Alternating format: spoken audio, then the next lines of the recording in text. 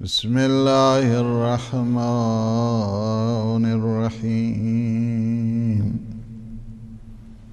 فها أنا ذا يا إلهي واقف ببوب عزك، وقوف المستسلم الذليل، وسائلك على الحياء مني سؤال الباعث المعيد. مقر لك بأني لم أستسلم وقت إحسانك إلا بالإقلاع عن عصيانك، ولم أخل في الحالات كلها من امتنانك. فهل ينفعني يا إلهي إقراري عندك بسوء ما اكتسبته؟ وهل ينجيني منك اعترافي لك بقبيح ما ارتكبته؟ أم أوجبت لي في مقامي هذا سخطك، أم لزمني في وقت دعائي مقتول؟ سبحانك لا آيس منك وقد فتحت لي باب التوبة إليك، بل أقول مقال العبد الذليل الظالم لنفسه المستخف بحرمة ربه، الذي عظمت ذنوبه فجلت وأدبرت أيامه، فولت حتى إذا رأى مدة العمل قد انقضت وغاية العمر قد انتهت، وأيقن أنه لا محيص له منك ولا مهزب له عنك، تلقاك بالإنابة وأخلص لك التوبة، فقام إليك بقلب طاهر نقي، ثم دعاك بصوت حائل خفي. صلى الله على محمد وآله الطاهرين. صحیفہ مبارکہ سجادیہ کے پروگرام میں اپنے تمام ناظرین اور سامعین کی خدمت میں ہدیہ سلام پیش کرتا ہوں، اور آج کے دن کی تعزیت بھی ہے کہ جب خارجیوں نے، ناسبیوں نے، ان دشمنان نے، اہل بیت نے، ان قرآن کے دشمنوں نے جنت البقیع شہداء کا، معصومین کا، اصحاب کرام کا وہ عظیم قبرستان کہ جس کی ایک عظیم تاریخ بھی ہے. آپ کو علم ہے کہ 21 اپریل بدھ کے دن 1925 یا 8 شوال اور 1345 ہجری کو اس نجدی ٹولے نے آل محمد کے گھروں پہ ایسا ظلم کا پہاڑ گرایا کہ جہاں پہ قبروں کو مسمار کیا گیا، وہ جنت البقیع کہ جہاں پہ معصومین کی قبریں ہیں، امام حسن مجتبیٰ امام مسموم کی قبر ہے، انہوں نے روزے کو گرایا، امام زین العابدین کی جن کی آپ دعائیں سنتے ہیں ہر شب جمعہ، اور ہم مسلسل 4-5 سال سے اس ہدایت کے پروگرام میں، اور اس سے پہلے آپ نور دعا کے پروگرام سنتے رہے ہیں مسلسل، مولا امام سجاد علیہ السلام کی دعا، انہوں نے امام سجاد کے روزے کو گرایا۔ امام محمد باقر علیہ السلام کہ جنہیں پیغمبر اسلام نے حضرت جابر بن عبداللہ انصاری کو فرمایا تھا کہ جابر، اللہ تیری بڑی زندگی کرے گا، تیری زندگی بڑی دراز ہوگی، تو میرے ایک بیٹے کو ملے گا جس کا نام میرے نام پہ، جس کی شمائل اور جس کا اخلاق، جن کی صفات میری صفات پہ، جن کی شکل و صورت میری صورت پہ، جب تمہاری ملاقات ہو جائے تو بتا دینا آپ کے جد کے سلام کی امانت میرے پاس ہے، میں آپ کو سلام پیش کرتا ہوں، سلام کرے میری طرف سے۔ امام محمد باقر علیہ السلام کی روزہ اطہر کو انہوں نے گرایا۔ امام جعفر صادق علیہ السلام کہ جہاں پہ پیغمبر اسلام جنہیں فرمائیں صادق فی قولہ و فعلہ، جو اپنے قول میں، جو اپنے فعل میں صادق ہے، جنہوں نے ان کی اطاعت کی اس نے میری اطاعت کی۔ اصحاب کرام کی جناب سیدہ کی ایک روایت کے تحت خبر جنت البقیع میں ہے، انہوں نے مسمار کیا قبروں کو۔ حضرت فاطمہ بنت اسد کی خبر جنت البقیع میں ہے، انہوں نے مسمار کیا ان قبروں کو۔ ام المؤمنین متعدد قبریں خود جنت البقیع میں ہیں، انہوں نے مسمار کی۔ آج ایک ویران قبرستان جہاں نہ روشنی ہے، تاریکی ہے، ان کے خود محلات اگر آپ جا کر دیکھیں جو آسمان کو چھو رہے ہیں، اور پیغمبر اسلام کے حرم مطہر سے بھی اوپر کافی حد تک، اور وہاں پہ کئی جگمگاہٹ اگر آپ دیکھیں گے درخشانی ہے، لیکن اگر تاریکی آپ کو نظر آج بھی آتی ہے، آج بھی فریاد کر رہے جنت البقیع، وہ قبرستان ایک بہت بڑی مصیبت 8 شوال کو آئی عالم اسلام کے اوپر، اور انہوں نے غیرت اسلام کو للکارا۔ آج اگر آپ وہاں پہ دیکھ رہے ہیں کہ یہ حجر ابن ادئی کی قبر کو، یا وہاں اویس قرنی کی قبر کو، یا وہاں پہ متعدد جو اور اصحاب کرام کی قبروں کو مسمار کیا جا رہا ہے، تو یہ وہی ہے، وہی سلسلے کی کڑی ہے۔ اس وجہ سے اگر آپ دیکھنا چاہتے ہیں تو یہ ایک عظیم ٹریجڈی جو عالم اسلام پہ ہوئی ہے 8 شوال 1345 ہجری، کہ جہاں پہ اہل بیت کی قبروں کو اجاڑا گیا، اصحاب کی قبروں کو اجاڑا گیا، وہاں پہ بڑے بڑے بزرگ صحابی، وہاں پہ عثمان ابن مظعون جیسے صحابی وہاں پہ دفن ہیں، ہزاروں کی تعداد میں دفن ہیں صحاب کی قبروں کے ساتھ کیا حشر کیا گیا۔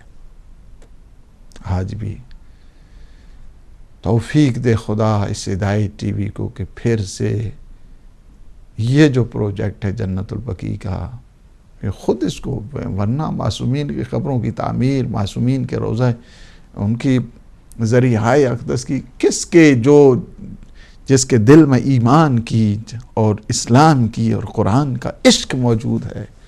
ہمیشہ قرآن تو یہ کہتا ہے کہ یہ وہ گھر ہیں کہ جہاں پہ اللہ سبحانہ و تعالیٰ نے حکم دیا کہ وہاں پہ آبادی ہونی چاہیے، چراغاں ہونا چاہیے، تعمیر ہونی چاہیے. جہاں پہ اولیاء خدا رہتے ہیں، صحاب کہف کے متعلق ہے کہ وہاں پہ جب اللہ کے الہی لوگ آتے ہیں کہ نہیں یہاں پہ ان کی یاد میں مسجدیں بنائیں. لیکن انہوں نے کیا کیا ہے؟ قبر پرستی ہو رہی ہے، شرک پرستی ہو رہی ہے، بدعت کی سزائیں ہو رہی ہیں. مسلمانوں کو اذیت پہنچانے کے لیے انہوں نے مختلف قسم کے ہتھ کنڈے استعمال کیے، اور جس میں سے ایک یہ تھا کہ یہ قبروں پہ جانا جو ہے نا وہ قبر پرستی ہے. اگر قبر پرستی ہوتی تو یہاں پہ قبریں تھوڑی ہیں، ہزاروں پاؤنڈز اور ہزاروں ڈالرز کے حساب کے ساتھ اور لاکھوں روپے خرچ کر کے جاتے ہیں لوگ، اس لیے یہ عاشقان اہل بیت ہیں، یہ محمد و آل محمد کے پروردہ ہیں. ان کے دسترخوان مودت سے یہ فیض حاصل کرتے ہوئے وہاں پہ جاتے ہیں. قبر کو اس لیے نہیں جاتے ہیں وہاں پہ کوئی قبر پرستی ہو رہی، نعوذ باللہ. اللہ ایک ہے، اسی کی عبادت کرتے ہیں ہم سارے. لیکن انہوں نے کیا کیا ہے؟ ایک ایسا اسلحہ اور ایک ایسا ویپن اور ایک ایسا ہتھوڑا انہوں نے رکھا ہوا ہے شرک کا، کہ جب شرک کا نام آتا ہے چونکہ مسلمان کا دل دہل جاتا ہے، مضطرب ہو جاتا ہے. انہوں نے مسلمانوں کی اس حالت کو دیکھ کے تاکہ ہمیشہ ان کے ذہن اور ان کے دل و دماغ پہ یہ وہاں پہ جاتے ہیں اور وہاں پہ جا کر چومتے ہیں روزہ اقدس کو. مجھے چونکہ یہ اسٹیج اتنا مقدس ہے ہدایت کا، مجھے اجازت نہیں ہے، نہیں میں سمجھتا ہوں کہ میں اس طرح باتیں کروں، ورنہ آپ کو میں ایسی ان لوگوں کی مثالیں دوں کہ جو دنیا میں یہ جو لوگ کرتے ہیں اس وقت انہیں کوئی شرک نظر نہیں آتا، اس وقت انہیں کوئی بدعت نہیں نظر آتی. جب یہ خواہشات نفسانی میں غرقاب ہو کر مختلف قسم کے یہ جو وہاں پہ بہت سے کہتے ہیں وہاں پہ شرک ہوتا ہے، وہاں پہ تو شرک نہیں ہوتا ہے. نہیں، انہوں نے ایک ایسا ہتھ کنڈا استعمال کیا ہوا ہے. لیکن آج بھی دعا کریں، دل تو آپ سارے مسلمانوں کا رو رہا ہے اصحاب کی یاد میں، بزرگان کی یاد میں، معصومین کی یاد میں. ہم تعزیت پیش کرتے ہیں سارے عالم اسلام کو اس عظیم ٹریجڈی پر کہ جو خاندان عصمت و طہارت اور اصحاب کرام پہ گزری 8 شوال 1345 ہجری کو یا 21 اپریل بروز بدھ اور 1925 کو. اللہ سبحانہ و تعالیٰ آپ کو صبر دے، اور دعا کریں رب العالمین سے کہ اللہ ان کی شر کو ان کی اپنی طرف لوٹائے، اور انہیں تاکہ یہ مسلمانان عالم جو اس وقت ہیں، آپ دیکھ رہے ہیں پوری دنیا دہل رہی ہے ان کے ان فساد اور مفاسد کی وجہ سے. یہی وہی ہے ناصبی اور خارجی کہ جو عالم اسلام میں سب سے بڑا اس وقت اگر آپ دیکھ رہے ہیں کہ جو رخنا ہے، شگاف ہے، اور چاہتے یہ ہیں کہ مسلمانوں کی صفوں میں شگاف ڈالیں اور ان میں تفرقہ بازی کریں. مسلمانوں کو ان سے ہوشیار ہونے کی ضرورت ہے، بیدار ہونے کی ضرورت ہے، اور دیکھیں کہ ہم سارے ایک ہیں.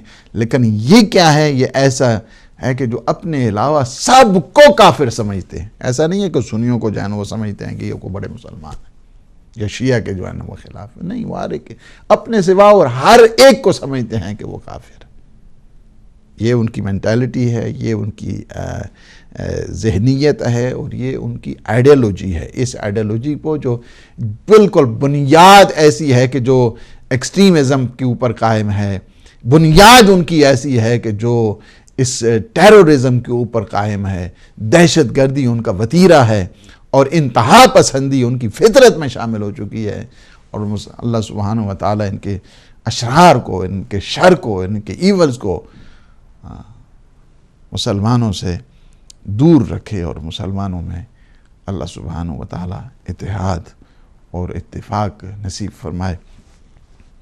آپ نے دن میں مسلسل پروگرام سنے ہیں، ڈاکومنٹریز بھی دیکھی ہیں اس سلسلے میں، اور مجھے امید ہے کہ آپ نے استفادہ کیا ہوگا، اور آپ میں وہ تڑپ کہ جو مودت کی ہے، محبت اہل بیت کی ہے، اور مودت قربا کی ہے، اب میں زیادہ اس وجہ سے کہ جوں یہ دن گزر رہے ہیں، اسی طرح یہ عاشقان ولا اور محمد و آل محمد کے دل نورانیت سے سرشار ہو رہے ہیں.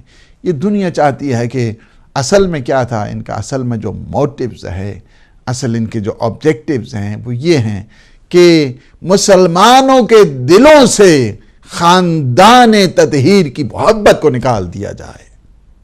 ہاؤس ہولڈ آف پیورٹی، ان کی محبت کو، ان کی لو اینڈ افیکشن کو وہاں سے نکال دیا جائے. لیکن جن کی رگوں میں، جن کے خون میں مودت دوڑ رہی ہے، محبت اہل بیت اور خاندان تطہیر کی محبت خون میں دوڑ رہی ہے، نہیں تم انہیں ٹکڑے ٹکڑے بھی کر دو تو وہاں سے ہمیشہ محبت اہل بیت کی طرح نہیں گونجیں گے. یہ محبتیں ختم نہیں ہونے والی ہیں. تم سمجھتے ہو کہ جنت البقیع مدینہ میں ہم اسے مسمار کر دیں گے اور امام حسن مجتبی یا امام زین العابدین، امام محمد باقر، امام جعفر صادق، جناب سیدہ سلام اللہ علیہا، اصحاب کرام، ان کی قبریں ہر مسلمان کے دل میں موجود ہیں. جہاں جہاں پہ بھی مسلمان آباد ہے ان کے دلوں میں یہ قبریں آباد ہیں. اس وجہ سے کہ جہاں تک بھی اسلام کی آواز ہے تو ہم کبھی بھی ان اسلام کے جنہوں نے قربانیاں دی ہیں، جنہوں نے ایثار کیا ہے، جنہوں نے سیکریفائز کیا ہے، ان کی محبتوں کو کوئی دنیا کی طاقت، نہ فقط یہ ہے کہ جو یہ خارجی نواز ہیں یا یہ ناصبی نواز ہیں، انہیں بھی اس بات کی خبر ہونی چاہیے کہ یہ محبتیں کبھی کم نہیں ہونے والی ہیں. یہ محبتیں زیادہ سے زیادہ ہوں گی اور ان محبتوں میں کسی صورت میں بھی نہ نقص آئے گا اور نہ کمزوری آئے گی، نہ کمی واقع ہوگی انشاءاللہ العزیز. اللہ سبحانہ وتعالی آپ سب کو، سارے دنیا کے مسلمانوں کو یہ محبت خاندان تطہیر نصیب فرمائے اور یہ جو ناصبی اور خارجی ہیں، یہ یزیدی ٹولہ، اللہ سبحانہ وتعالی ان کے شر سے سارے مسلمانوں کو محفوظ فرمائے. ہماری گفتگو ہو رہی تھی 12ویں دعا مولا امام سجاد علیہ السلام کی، اور جس میں یہاں تک پہنچے ہیں، یعنی بات یہاں پہ شروع ہوئی تھی کہ پروردگار کے حضور 3 چیزیں دعا کرنے سے روک دیتی ہیں، ہاتھ پھیلانے سے روکتی ہیں. ایک وجہ تو یہ ہے کہ تو نے حکم دیا، اس حکم کی تعمیل میں تاخیر ہو گئی. جب تاخیر ہو گئی تو پھر کس طرح تجھ سے مانگا جائے؟ پروردگار تو نے نہیں کی تھی، اس نہیں کی طرف میں نے جلدی کی. اب میں تجھے کس انداز سے تیرے حضور آؤں اور مانگوں دعا؟ پروردگار تو نے نعمتیں بے شمار دی تھیں، ان نعمتوں کے شکریہ میں کوتاہی ہو گئی تھی. اب کس طرح میں تجھ سے دعا کر ہاتھ پھیلاؤں تیرے حضور؟ کوتاہی بھی کی ہے، تاخیر بھی کی ہے اور نہیں کی طرف آگے بڑھا ہوں. جی السلام علیکم ورحمۃ اللہ. بہت تکلیف ہوتی ہے اس بات سے. السلام علیکم. اور کیونکہ وعلیکم السلام. میری بات آپ نے سنی ہے؟ جی آپ فرمائیے. ہلو جی سنائیے. میں نے نہیں سنی آپ کی، سنائیے اب بات. آپ کون بول رہے ہیں، کہاں سے بول رہے ہیں؟ میں پاکستان سے بات کر رہی ہوں، افروز میرا نام ہے. جی آپ کا پروگرام بہت اچھا ہے. میں یہ کہنا چاہتی ہوں کہ آپ کے سگنل بہت کمزور ہیں. اچھا، بار آواز غائب ہو جاتی ہے، مستقل تصویر بھی غائب ہو جاتی ہے. برائے مہربانی اس کو ذرا صحیح کریں. انشاءاللہ ہم کوشش کر رہے ہیں کہ بہت شکریہ، آپ کی بات پہنچ گئی ہم تک، اور انشاءاللہ ہم یہ اپنے ٹیکنیکل سٹاف سے کہیں گے کہ اس مسئلے کو دیکھا جائے، اور جو کمپنیز ہیں جو ہمارے سسٹم کو آگے چلا رہے ہیں اگلے مڈل ایسٹ کی طرف، جو سیٹلائٹ ہے اس کو دیکھا جائے تاکہ، اور انشاءاللہ ہماری کوشش ہے کہ اگلے مہینے سے، جس طرح ہم نے آپ کو پہلے بھی بتایا ہے کہ جو کانٹریکٹ ہیں ہمارے ان سیٹلائٹ سے ابھی ختم ہونے والے ہیں، وہ مڈل ایسٹ کے لیے ہم چاہتے یہ ہیں کہ بہتر طریقے سے اور اچھے انداز کے ساتھ اور بہتر سیٹلائٹ پہ جا کے آپ لوگوں کو اچھے انداز کے ساتھ، تاکہ یہ جو سلسلہ ہے ویسے وہاں کے ویدر کو بھی دیکھا جا سکتا ہے، اور ویسے اس کے بعد دن میں کوئی ایسی شکایت نہیں آئی ہے، اپنے ٹی وی سیٹ کو بھی دیکھیں اور اپنے جو آپ نے سسٹم لگایا ہوا ہے اس کو بھی دیکھیں، چونکہ ویسے تو کل ہمارے پاس انفارمیشن تھی کہ تھوڑے جو اسی کمپنیز کی طرف سے کہ تھوڑے سے ہیوی رین کی وجہ سے کچھ سگنل ڈراپ ہو رہے تھے، ان کی طرف سے لگے. چلیں، السلام علیکم ورحمۃ اللہ. السلام علیکم ورحمۃ اللہ. ہلو، السلام علیکم. علیکم السلام. علیکم السلام. جی فرمائیے، کون ہے ہماری سسٹر؟ مولانا صاحب، میں نے زیارتوں کے لیے جانا تھا، اگر کوئی آپ میرا بندوبست نامے مہینے تک کر دیں. آپ کون بول رہے ہیں؟ آپ مجھے پلیز اپنا کوئی نمبر دیں. آپ اسی نمبر پہ بعد میں جو ہے نا وہ جو 51 آپ نے لگایا ہے آخر میں 48، اس پہ ابھی رابطہ کر لیں. وہاں پہ ایڈمن ڈپارٹمنٹ ابھی آپ کا فون جو ہے نا وہ لے لیتے ہیں اور آپ کو تفصیل انشاءاللہ بتا دیں گے. شکریہ. حسن. تو بات ہماری یہ ہو رہی تھی کہ جی السلام علیکم. السلام علیکم. علیکم السلام ورحمۃ اللہ. جی کون بول رہے ہیں، کہاں سے بول رہے ہیں؟ بھائی انڈیا سے سید شیر علی نقوی بول رہا ہوں. انڈیا سے کون بول رہے ہیں؟ السلام علیکم علامہ صاحب. علیکم السلام ورحمۃ اللہ. علامہ صاحب انڈیا سے سید شیر علی نقوی کاشی پور سے بول رہا ہوں. جی جی جی ماشاء اللہ. کیا حال ہے؟ سب سے پہلے تو آپ کو اور امام زمانہ کو اور تمام ہدایت فیملی کو اس چیز کی تعریف پیش کرتا ہوں جو آپ نے بتایا. ہمیں تو اس چیز کا علم ہی نہیں تھا اور بڑا احسان ہے یہ ہدایت کا کہ اس کے ذریعے ہم تک یہ بات پہنچی. شکریہ. اور علامہ صاحب ماشاء اللہ انڈیا میں جو آ رہا ہے پروگرام تو بہت اچھا ہے. اب سے پہلے لگ بھگ 1 سال پہلے تھوڑی کمیاں تھیں لیکن اب تو بہت اچھا آ رہا ہے پروگرام، اور آواز بھی اور تصویر بھی اور ساری چیزیں ماشاءاللہ بہت اچھی ہیں. اور ہم شکریہ ادا کرتے ہیں پوری ہدایت فیملی کا کہ جس کے ذریعے ہم تک یہ ساری چیزیں پہنچ رہی ہیں. خداوند عالم آپ کو قائم و دائم رکھے اور آپ کی امید کو. بہت شکریہ. اللہ پاک آپ کو جزائے خیر دے اور صحت انشاءاللہ سلامتی عطا فرمائے. اور آپ نے اچھی فیڈ بیک بھی دی ہے. تو یہ ہے کہ بات یہاں پہ ہے کہ پھر یہ 3 چیزیں ہیں کہ جو ہاتھ پھیلانے سے روکتی ہیں، لیکن اس کے بعد پھر کیا ہے، اس کا دوسرا رخ آ گیا دعا کا کہ نہیں تو بہت کریم ہے یا اللہ تیرے فضل اور احسان کی طرف جب ہم نگاہ جاتی ہے تو پھر کیا ہے، توبہ کا دروازہ تو نے ہمارے لیے کھول دیا. اور باب توبہ چونکہ تو نے کھولا ہوا ہے لہٰذا ایک امید کا چراغ روشن ہو جاتا ہے اور وہ سارے بندھن کھل جاتے ہیں نا امیدی کے. اس لیے کہ نا امید ہونا تیری ذات سے ایک کفر ہے. لا تقنطوا من رحمت اللہ. اللہ کی رحمت سے کبھی انسان کو مایوس نہیں ہونا چاہیے. اور اس کے بعد جہاں تک ہمارا سلسلہ پہنچا ہے کہ یہ اب التماس کی جا رہی ہے، التماس اس انداز کے ساتھ کہ پروردگار تیرا بندہ تیری بارگاہ میں حاضر ہو چکا ہے اپنی خطاؤں کو سامنے رکھتے ہوئے. الذی عظمت ذنوبہ، کہ جس کے گناہ بہت زیادہ ہیں، جس کے گناہ عظیم ہیں. اس لیے بھی ایک چیز کہ آپ کو اس بات کی طرف بھی متوجہ ہم سب کو ہونا چاہیے کہ گناہ کو کبھی بھی معمولی شمار نہ کریں. اس لیے یہ دیکھا جائے کہ گناہ تو پھر گناہ ہے نا، کس کی بارگاہ میں گناہ ہو رہا ہے. اس وجہ سے کہ گناہ ہوا کرتا ہے، صغیرہ ہے یا کبیرہ ہے، جب پروردگار عالم کی اس بارگاہ کو مد نظر رکھا جاتا ہے. الذی عظمت ذنوبہ فجلت، کہ جس کے گناہ بہت عظیم ہیں، بہت زیادہ ہیں. یہ مسلسل جو تسلسل ہوتا ہے گناہوں کا، اس سے انسان کے گناہ روز افزوں ہو جاتے ہیں. ایک دفعہ صحابی ساتھ ہیں پیغمبر اسلام کے اور ایک اس طرح چٹیل میدان ہے اور پیغمبر اسلام نے فرمایا جاؤ کچھ لکڑیاں جمع کر کے لے آؤ کیونکہ یہاں پہ ہم نے کھانا پکانا ہے. صحابیوں نے کہا یا رسول اللہ اس چٹیل میدان میں، یہ تو صحرا ہے، یہاں پہ کہاں سے ہمیں لکڑیاں ملیں گی؟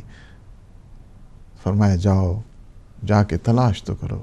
سارے صحابی چلے گئے اور جب واپس آئے تو ایک لکڑیوں کا انبار اور ایک ٹال لگ گیا۔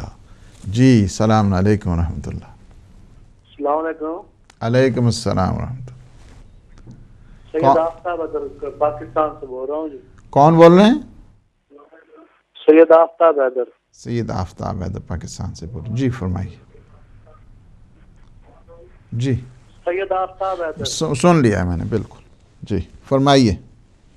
میں جی آپ کے بعد سے بڑی تعزیت پیش کرنا امام زمانہ۔ شکریہ، انشاءاللہ اللہ پاک سب مومنین کو صبر دے انشاءاللہ بحق امام زمانہ۔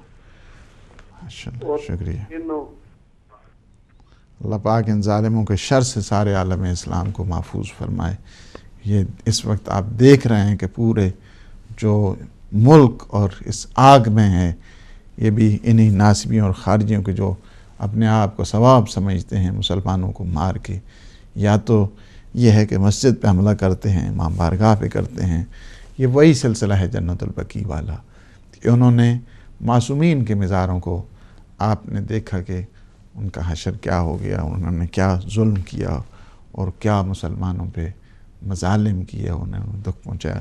شکریہ آپ کا بھی دل دکھا، اور ظاہر ہے ہر مسلمان جب یہ واقعات سنتا ہے دل دکھتا ہے، انسان پریشان ہوتا ہے۔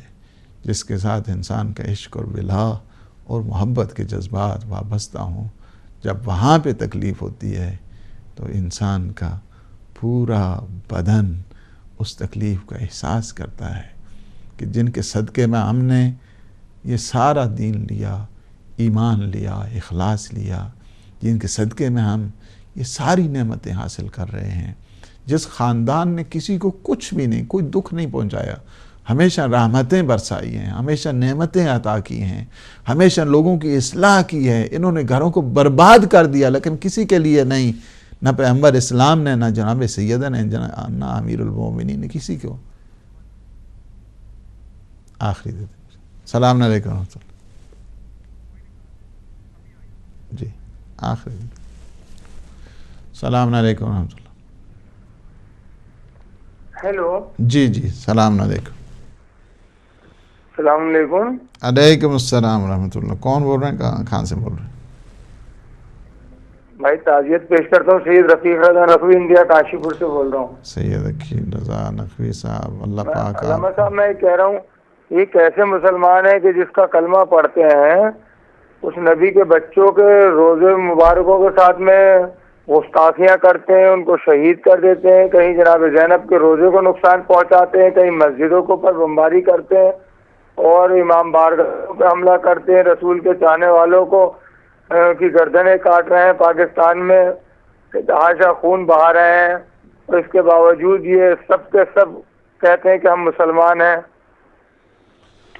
ہاں، یہ نام کے مسلمان ہیں، یہ اسلام پہ ایک بہت بڑی مصیبت ہے۔ ان کے نام سن کر اور ان کے کام دیکھ کر پورا عالم اسلام دہل رہا ہے اور پورا عالم اسلام بدنام ہو رہا ہے۔